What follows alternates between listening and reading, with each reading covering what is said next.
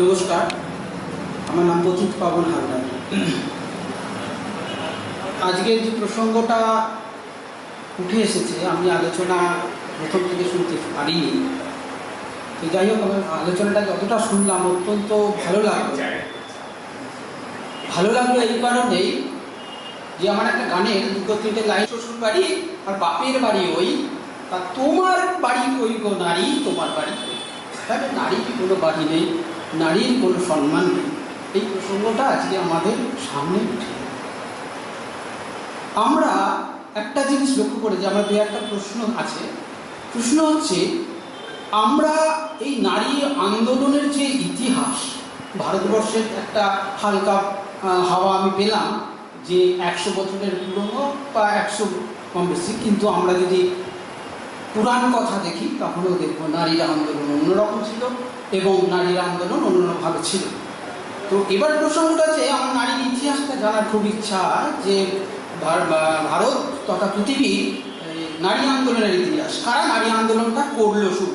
দেখা গেছে, মানে আমার যতটা জানা, যতটা দেখেছি, যে এলিট ফ্যামিলি থেকে লোকগুলো এসে, মেয়ে মহিলারা এসে তাদের স্বামীদের হাত ধরে তারা এই আন্দোলনে অংশগ্রহণ করলো, একদম পরিষ্কার ছবির মতো। এবং তারা যেভাবে আস্তে আস্তে আন্দোলনের প্রেক্ষাপটটা তৈরি করলো, সেটা কিন্তু একটা প্রশ্ন চিহ্ন রেখে গেল পরবর্তী পর্যায়ে কয়েক দশক বাদে। কিরম প্রশ্ন এলো? প্রশ্ন এলো, আমরা নারীরা কখনো কি একবারও ভেবে দেখেছি যে আমরা যে পরিবারে, মানে সমাজ সংস্কারের যে মাইক্রো যে ইউনিট বলি আমরা, ফ্যামিলি, সেই ফ্যামিলিটাকে নারীদের ভূমিকা থেকে কি নারীরা বেশ খানিকটা সরে যায়নি পুরুষের সঙ্গে হাত ধরে এগিয়ে যাওয়ার ক্ষেত্রে? এটা একটা আমার প্রশ্ন। তো সেটা আপনারা বলবেন, কেন একটা পুরুষের সঙ্গে হাত ধরে যখন আন্দোলন তৈরি হলো, সেই পুরুষের সঙ্গে যখন সমানতা আসছে, তখন দেখা যাচ্ছে যে এই মাইক্রো যে ইউনিটটা যেটা বললাম ফ্যামিলি ইউনিটটা, ফ্যামিলি ইউনিটের মধ্যে কিন্তু একটা বিভেদ আসছে। সেটা আমাদের হাজব্যান্ডেরও অসুবিধা হতে পারে বা মেয়েদের হতে পারে, এটা একটা। তো এই যে একটা সাধন ভজনের জায়গা মহিলাদের, সেটা কি পরিবর্তন করা বা উন্নতি করার দরকার নেই? কেন একটা আন্দোলন যে সময় থেকে শুরু হলো সে সময় এখনো পর্যন্ত এই আন্দোলন শেষ হলো না? এটা কি শুধু পুরুষদের দোষ হবে কি? সমস্ত চেতন চৈতন্য দিয়ে যদি আমরা ভাবি, তাহলে মনে হয় যে এই যে তোমার বাড়ি কইব নারী, আমার বাড়ি কই ভাবে। সরকার কিন্তু নারীদের প্রতি, আমি যা দেখি আইন কানুন যেগুলো হয় সেগুলো অনেকটাই দেখেছি সহজে। হ্যাঁ, একটা ছেলে কিছু করলে সঙ্গে সঙ্গে মেয়েরা করে তার ইয়েকে ধরে নিয়ে যাচ্ছে, এই করছে ওই করছে ইত্যাদি আছে। সুতরাং তার যাতে সেই আন্দোলনটা যাতে সুন্দরভাবে হওয়ার জন্য এই মহিলাদের সঙ্গে পুরুষের সমানভাবে এগিয়ে যাওয়ার দরকার আছে। আমি এই জায়গাটা করবো যে পরিবারে মহিলাদের গুরুত্ব এবং ভূমিকাটা আমার একটু জানা খুব দরকার। নমস্কার। পরিবারে নারীরও ভূমিকা আছে, পুরুষেরও ভূমিকা আছে। যখন 19 শতকে শুরু হয়েছিল তখন বলা হতো যে বাড়ি হচ্ছে মেয়েদের জায়গা আর বাইরেটা হচ্ছে পুরুষের জায়গা। যত মেয়েরা শিক্ষিত হয়েছে, বেরিয়ে এসেছে, তত তারা এই ধারণাটা চ্যালেঞ্জ করেছে। আমি সম্প্রতি সরলা দেবী, কমলা দেবী চট্টোপাধ্যায় এদের নিয়ে পড়াশুনো করছি, তাই আমি দেখছি যে এমনকি গান্ধীজিও চাননি যে মেয়েরা বাইরে এসে আন্দোলন করে। গান্ধীজি বলেছিলেন, গান্ধীজি আহমেদাবাদে 1917 সালে বলছেন শ্রমিকদের যে তোমরা মেয়েদের ঘরে রাখো, মেয়েরা যদি বাইরে বেরোয়, উনি ঠিক যেভাবে বলছেন যে তাহলে নারীর ভূমিকা কী হবে, তাহলে ঘরকে সামলাবে, বাচ্চাদেরকে মানুষ করবে, তোমরা মেয়েদের সম্মান বজায় রাখো, মেয়েদেরকে কাজে পাঠিয়ে নাও। এবং গান্ধী চরকা কাটতে বলছে যে মেয়েরা বাড়িতে বসে চরকা কাটবে, তাতেই তাদের স্বদেশী করা হবে, তাদের রাস্তায় বেরিয়ে আন্দোলন করতে হবে।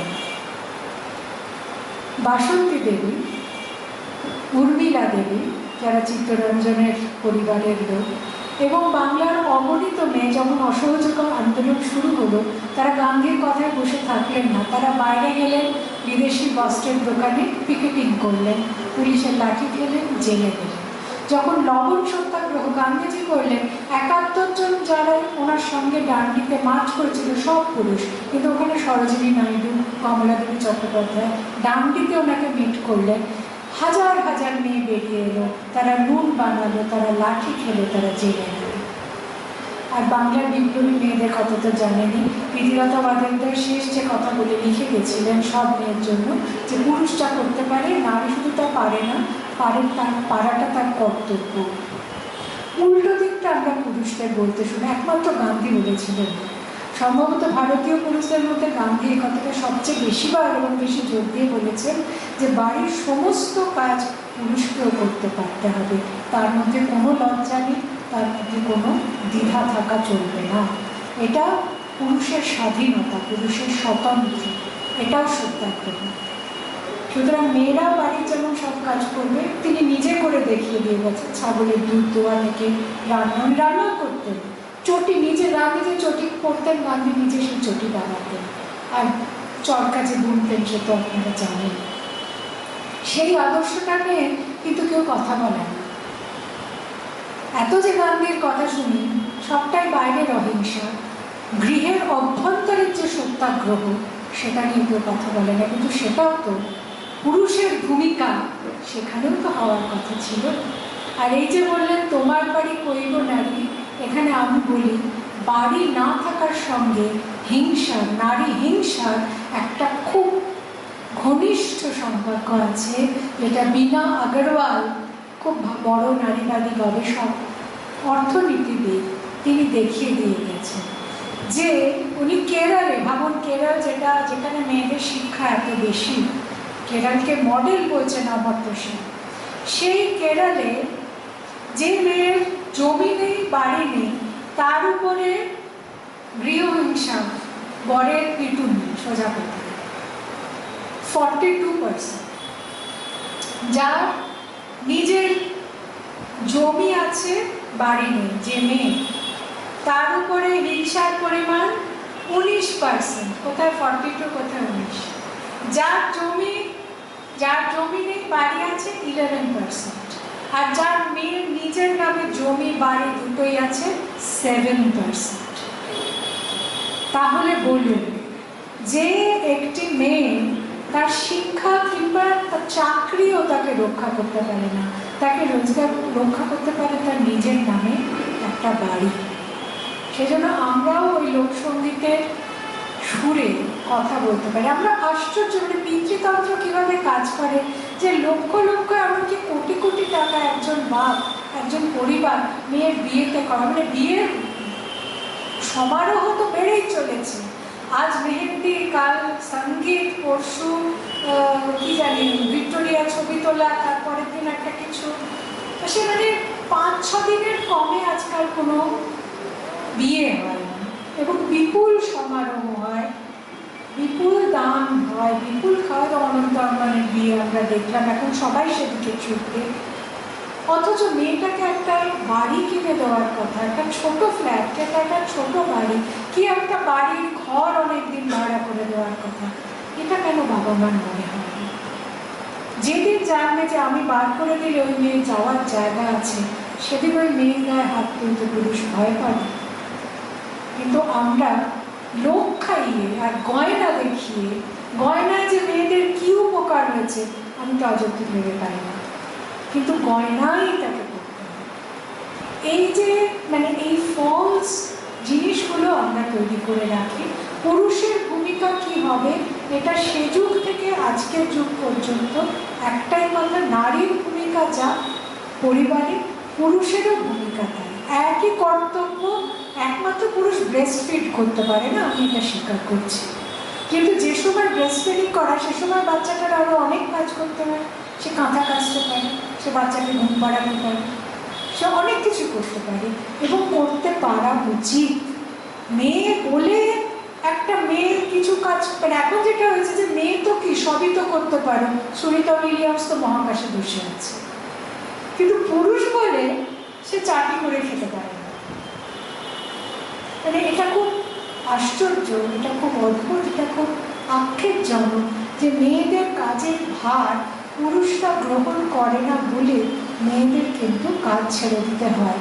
আর আমরা আশা করি না, এখন আর আমরা আন্দোলন হিসেবে আশা করি না যে এত বেশি সংখ্যায় পুরুষ বাড়ির কাজ করতে এগিয়ে আসবে যে মেয়েরা কাজে যোগ দেবে। আমরা সেটা ভাবি, এটা প্র্যাকটিক্যাল না।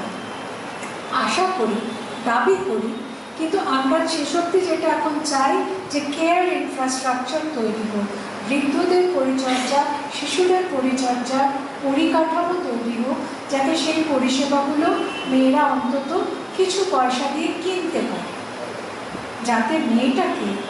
এবং অদ্ভুত দেখবেন বহু বাড়িতে আমরা গরম খাবার ছাড়া খাই না, এবেলার রান্না এবেলাই করতে হবে, তা তুই কর, তুই করে খা, কেন তোর বাপ তোর মাকে করতে হবে, কেন তোর বউকেই বা করতে হবে, কেন তোর বোনকে করতে হবে।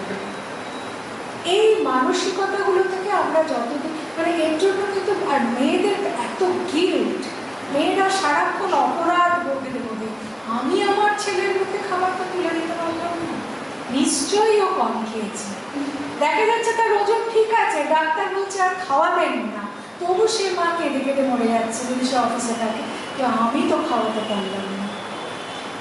এই এই মানে এগুলো হচ্ছে ভিতরের শৃঙ্খল। রবীন্দ্রনাথ যে লিখেছে, মনের মধ্যে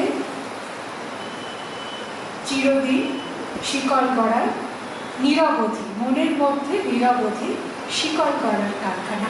এটা যে মেয়েরাই করছে তা না, এটা আমরা বাইরে থেকে করছি। প্রথম তোমার বাড়িতে বাচ্চাকে কে দিচ্ছে, সে বেচারি যাই কাজ করতে যায় তাকে আগে জিজ্ঞেস করতে তোমার বাচ্চাকে কে দিচ্ছে।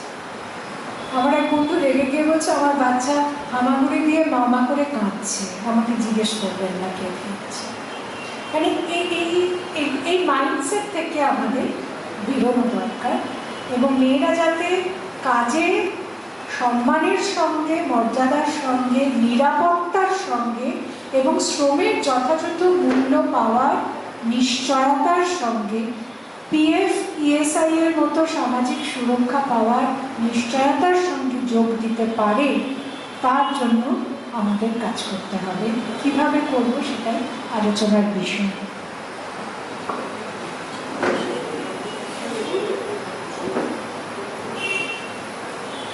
আচ্ছা, আমি ভার্গব দাশগুপ্ত। আমি কদিন আগে প্রফেসর রিচার্ড উলফ একটা চ্যানেল চালায় ইউটিউবে, ডেমোক্রেসি অ্যাট ওয়ার্ক বলে, তো সেটায় তিনি কয়েকদিন ধরে কোলাবোরেট করে বিভিন্ন অ্যাঙ্গেল থেকে এটা দেখার চেষ্টা করছিলেন। তো আমি একটা ভিডিও দেখছিলাম, তো এই লেবারের বিভিন্ন যেরমভাবে ওয়েজ কমছে উনি বললেন এখানে, তো সেইখানে কিভাবে মানে জেন্ডারের পার্সপেক্টিভটা আর কি। তো সেখানে একটা খুব মানে ইন্টারেস্টিং পয়েন্ট তিনি বললেন, যিনি গেস্ট ছিলেন। তো তিনি বলছেন যে আমরা যে গ্লোবাল ফ্যাসিজমের উত্থান দেখছি, তো সেখানে ইউএসএতে ট্রাম্প আমরা সবাই জানি। তো ট্রাম্পের মেন যে বেসটা অডিয়েন্স, তার পলিটিক্যাল অডিয়েন্স তিনি যেরকমভাবে দেখেন, সেটা হচ্ছে দ্য হোয়াইট মেল। হ্যাঁ, সেটা ব্ল্যাক মেল বা ফিমেল নয়, হোয়াইট ফিমেলও সেরকমভাবে নয়, প্রধানত একদম বাই ফার মেন হচ্ছে হোয়াইট মেল। তো সেটা কেন? তো সেটার কারণ তিনি বলছেন যে হিস্টোরিক্যালি ইউএসএতে যখন ওয়েজ ভালো ছিল, হ্যাঁ, যখন একজনের মানে একটা হোয়াইট ম্যানের ওয়েজে পুরো ফ্যামিলি চলা যেত আর কি, তখন মানে একটা হোয়াইট ওম্যানের পুরোপুরি বাড়ির মধ্যেই তাকে থাকতে হতো, বাড়ির কাজ করতে হতো, কারণ তিনি জানতেন যে তার মানে মেল কাউন্টারপার্ট তার হাজব্যান্ডের ওয়েজে পুরো বাড়িটা চলে যাবে। তো একটা ব্ল্যাক মেলের ক্ষেত্রে সেটা কখনো ছিল না, মানে বেশিরভাগ ব্ল্যাক ফ্যামিলিতেই হতো, মানে হাজব্যান্ড ওয়াইফ দুজন পার্টনারই কাজ করছেন, নাহলে তাদের বাড়ি চলতো না। আর হোয়াইট মেলের ক্ষেত্রে সেটা ছিল না। তো এখন যেহেতু মানে যেরকম এই লিভিং ওয়েজের দিকে চলে আসছে, দিনকে দিন জিনিসের দাম বাড়ছে, আমরা সবাই জানি। তো সেই দিক দিয়ে দেখতে গেলে মানে একটা হোয়াইট ফ্যামিলিতে একটা মানে ওম্যান পার্টনারকেও কাজ করতে হচ্ছে, সেটা কিন্তু তাছাড়া তাদের ফ্যামিলি আর চলছে না, অন্তত আগের মতো তো একেবারেই চলছে না। তো সেখান থেকে একটা যেরকম মানে আগে থেকে আমরা জানি যে একটা যেটা আমাদের এখানেও মারাত্মকভাবে আছে, আর একমাত্র ওয়েস্টের সাথে খুব একটা পার্থক্য হয়তো নেই আমাদের, ওটাতেই মিসোজিনিতে।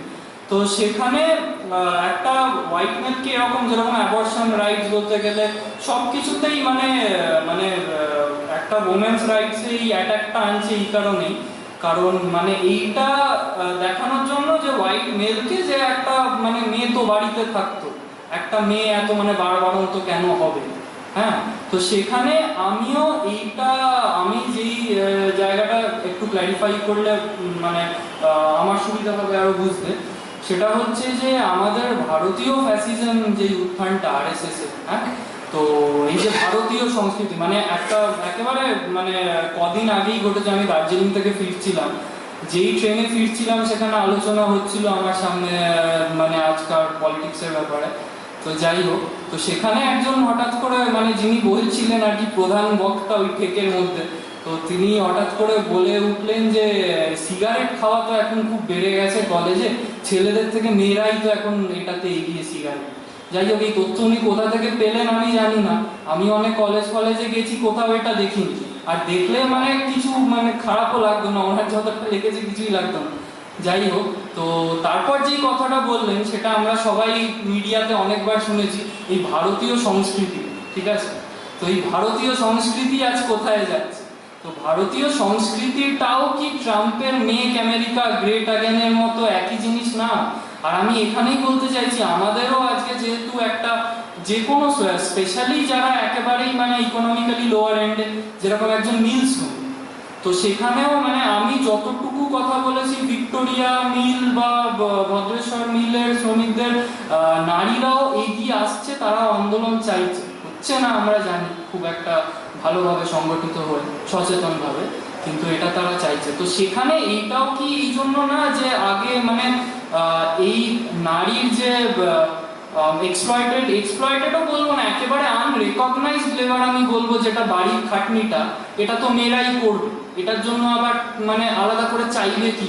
এটা তো মেয়েদেরই করার, এটা লেবারও না একটা, মানে আনরেকগনাইজড লেবারটা, তো সেটাকে এক্সপ্লয়েট করেছে বলে এতদিন বাড়িতে কাজ করতে হয়নি একটা পুরুষকে, তাই জন্য তাকে ফ্যাক্টরিতে এতক্ষণ ধরে খাটানো গেছে, কম মাইনে দিয়ে রাখতে পেরেছে। যদি নারী এটার জন্য কিছু চাইতো না, আমার লেবারের জন্য তুমি আমায় টাকা দাও, তোমার বাড়িতে খাটছি, তাহলে হয়তো তার পকেটে টান পড়ে আরো একটা আন্দোলন বা বড় আরো মানে বেশি বেজেও আন্দোলনটা হতে পারতো, যেটা দিয়ে তো আমাদের চলছে না। তো যেহেতু আজকে এদের বেজ এমনি কমেছে, নারীদের এমনি বাইরে থেকে বেরিয়ে বিভিন্ন আমরা দেখতে পাচ্ছি যারা গেট বাজার এলাকায় মিলে, তারা হয়তো বাড়িতেই থাকতো, বাড়ির কাজ করতো, কিন্তু তার ফাঁকেও বাড়ির কাজটা করেও কিন্তু তাকে একটা কিছু বাজারে বসতে হচ্ছে বিকেলবেলা, অন্তত এক বেলা হলেও কিছু নেই, কারণ না হলে তাদের বাড়িটা চলছে না। তো সেক্ষেত্রে তার হাতে যখন টাকা আসছে, তার একটা রাইট অ্যাসারশন হতেই পারে বাড়িতে, খুবই স্বাভাবিক। তো সেখান থেকে কি মানে ভারতীয় ফ্যাসিজমটা কি মানে কোথাও এটাও মানে আজকে যেরকম ভাবে আমাদের ইকোনমিক সিস্টেম যাচ্ছে, এটাও কি এটা দরকার আছে বলে আমার মনে হয়, যাতে আর কি এটাকে মানে নারীকে বাড়ির কাজটাও করতে হবে, এটা ছাড়া তুমি আর বাইরে থাকতে পারবে না। আমি জানি খুব এটা গুছিয়ে বলতে পারবো না, এটা থ্যাংক ইউ, আপনি এটা খুব ইম্পর্টেন্ট বিষয় তুলেছেন, এবং আপনার সঙ্গে আপনি যার কথা উদ্ধৃত করছিলেন তার সঙ্গে আমি কিছুটা একমত এবং কিছুটা দ্বিমত। এটা ঠিক যে আমরা যদি ইউরোপের ফ্যাসিজম যে উত্থানটা হয়েছিল 1920 এবং 30-এর দশকে, প্রধানত প্রথমে ইটালিতে মুসোলিনি এবং তারপরে জার্মানিতে হিটলার, এখানে ফ্যাসিজমের উত্থানটা যদি আমরা দেখি তাহলে আমরা দেখব যে হ্যাঁ, ফ্যাসিজমের মধ্যে সবসময়ই মেয়েদের ঘরে পাঠিয়ে দেওয়ার একটা প্রবণতা আছে, এবং মেয়েদের কাজ করা উচিত নয়, মেয়েরা ঘরে থাকবে এবং তারা ঘরটাকে খুব সুন্দর করে রাখবে, যাতে পুরুষরা, কর্মক্লান্ত পুরুষ ঘরে এসে বিশ্রাম পেতে পারে। এই ধরনের একটা চিন্তা ফ্যাসিস্টের মধ্যে কাজ করত, কিন্তু তার কারণটা এই, এবং এটা এতটাই যে মুসোলিনি মানে যারা স্টে অ্যাট হোম মম, মানে যারা বাড়িতে থেকে থাকবে, মায়েরা বাচ্চা পালন করবে, তাদের না হিটলার এবং মুসোলিনি প্রচুর সুযোগ সুবিধা দিত তাকে, যেখানে যেই দুজন কাজ করবে অমনি সেই সুযোগগুলো হারাবে, তারা বড় ফ্ল্যাটে থাকার সুযোগ হারাবে, তারা মাসিক অনুদানের সুযোগ হারাবে।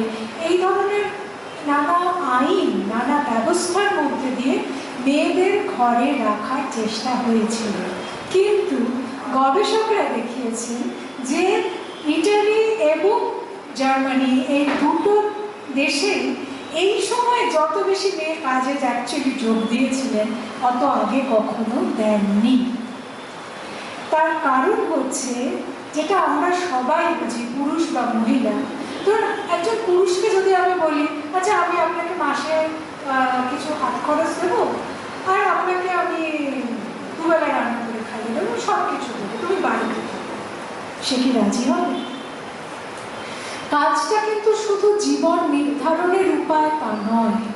ওয়ার্ক হচ্ছে আমাদের জন্য আমার নিজের যে পরিচিতি তৈরি করা, যে আমি কি শিক্ষক, আমি কি একজন ডাক্তার, আমি কি একজন স্বেচ্ছাসেবী, আমি কি একজন শিল্পী, আমি একজন ফুটবলার, নিজের সঙ্গে বাকি সমাজের পরিচিতি। আমি বলছি না বিখ্যাত হতে হবে, নাম করতে হবে, কিন্তু আমরা প্রত্যেকেই মনে করি যে সমাজে আমাদের একটা কোনো জায়গা আছে, যে জায়গাটা শুধুমাত্র হতে পারে কেউ শুধু গৃহের মধ্যে নিজের জায়গা খুঁজে পাচ্ছেন, বড় সংসার হলে সেখানে, কিন্তু অনেকেই আমরা কোনো না কোনো কাজের সঙ্গে যুক্ত হতে চাই, সেটা আমার পরিচিতি তৈরি করে।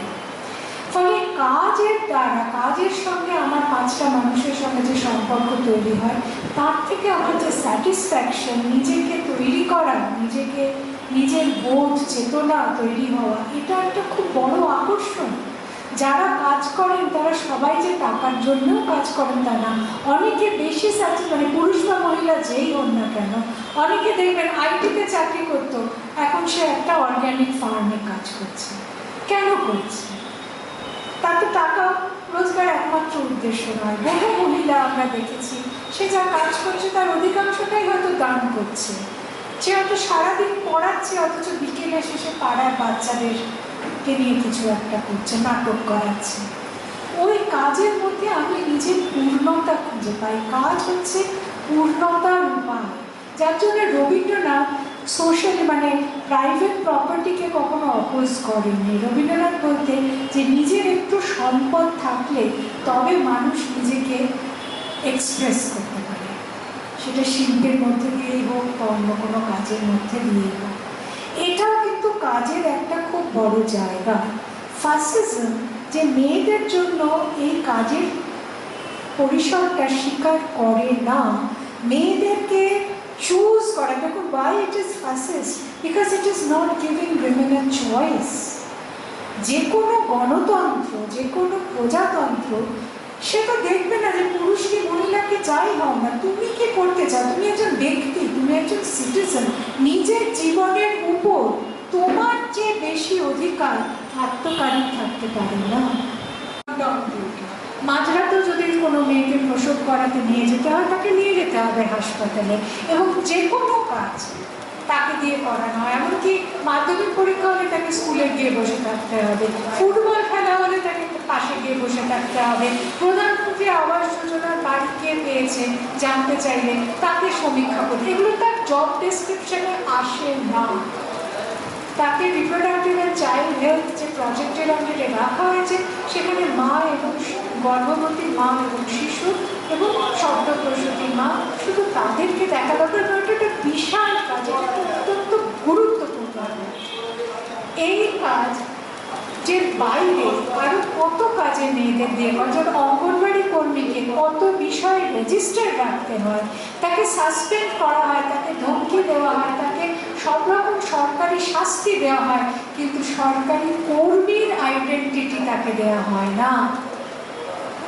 এবং সেখানেও তাদের যা মজুরি, সেটা কোনো মানে সরকারি মজুরি তো বাদ দিন, কোনো ধরনের ন্যূনতম মানে যারা 100 দিনের কাজ করেন তারা যদি 12 মাস কাজ করেন, তাতে যা মজুরি হয়, একজন আশাকর্মী সেই কাজ করে মানে সারা মাস কাজ করে সেই মজুরি পান না। এছাড়া আরেকটা জিনিসও আমি মানে এই যে মজুরির বিষয়টা আপনি বুঝতে পারছেন যে সরকার যেখানে মেয়েদের শ্রমের অবমূল্যায়ন করছে, সেখানে বাজার তো তা করতে বাধ্য। বাজারকে তো মানে খুলে দেওয়া হচ্ছে যে হ্যাঁ মেয়েদের এক্সপ্লয়েট করো। সেখানে আজ অব্দি কারুর কোনো ধরনের আন্দোলন অব্দি আমরা মানে সরকার কোনো রাজনৈতিক দলের পক্ষ থেকে আমরা দেখি না। আপনারা সন্দেশখালিতে দেখলেন, সন্দেশখালির ঘটনাটায় যে বিষয়টা সামনে চলে এলো, বিরোধীরা যে বিষয়টাকে নিয়ে এলো, সেটা হচ্ছে মেয়েদের ধর্ষণ হচ্ছে। কেন? মানে এটা তো অত্যন্ত ভয়ঙ্কর একটা ক্রাইম, অসহ্য বিষয়, কেউ সহ্য করতে পারে না। কিন্তু রাজনৈতিকভাবে আমার অন্তত মনে হয়েছে যে যেহেতু নারী ধর্ষণ বিষয়টা সহজে মানুষকে উত্তেজিত করে, উদ্বিগ্ন করে, মনের মধ্যে একটা ঘৃণা বিদ্বেষের ভাব নিয়ে আসে, সেই জন্য সেইটাকে সামনে আনা হলো। কিন্তু ওই যে মেয়েগুলোকে দিয়ে রাতের পর রাত পিঠে বানানো হতো অথবা অন্যান্য ধরনের কিছু খাবার, অর্থাৎ তার শ্রম যেটা ওই সময় সারাদিন কাজের পর সে সংসারকে দেয়, সেখানে একটা পার্টি ঢুকে গিয়ে তাকে দিয়ে সেই পার্টির কাজ করাচ্ছে। সেটা কোন পার্টি আমার দেখার দরকার। কোনো রাজনৈতিক দল কি করে মেয়েদের শ্রমকে নিজের কাজে লাগাতে পারে, তারকে এক্সপ্লয়েট করতে পারে, কোনো পয়সা সে পাচ্ছে না, এটা ভয় দেখিয়ে তাকে দিয়ে সে কাজটা করানো হচ্ছে। এই যে মেয়েদের শ্রমের কোনো মূল্য নেই, যদি কিছু দিতে হয় তাকে মজুরি হিসেবে নয়, ন্যায্য মজুরি হিসেবে নয়, তাকে অনুদান হিসেবে নয়। এই ধারণাটা আমাদের রাজনৈতিক সংকট তৈরি করছে, এবং সেটাকে আমরা কিভাবে মোকাবেলা করব তার কোনো রাজনৈতিক সূত্র, রাজনৈতিক কর্মসূচি বা সামাজিক কর্মসূচি, সামাজিক আন্দোলনের কর্মসূচি আমরা এখনো অবধি দেখতে পাইনি। এছাড়া আরো কয়েকটা জিনিস আমি দেখেছি যেগুলো একটু আপনাদের জানান। এটা আমাদের দেখাতে পারবো, দেখাবো তো? হ্যাঁ দেখান, খুব ভালো। আরো ধন্যবাদ।